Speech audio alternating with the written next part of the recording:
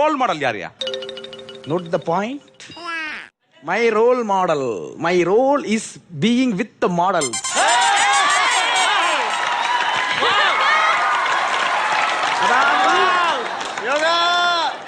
அதாவது நான் எடுத்துக்காட்டாக இருக்க விரும்பினேன், ஆனால் எனக்கு முன்னாடியே ஒருத்தன் என்னை எடுத்து காட்டிட்டான்.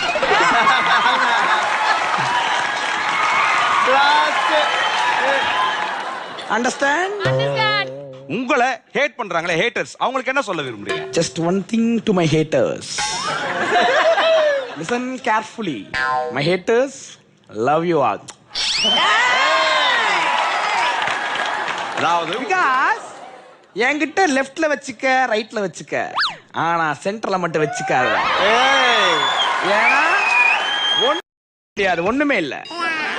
Want to see?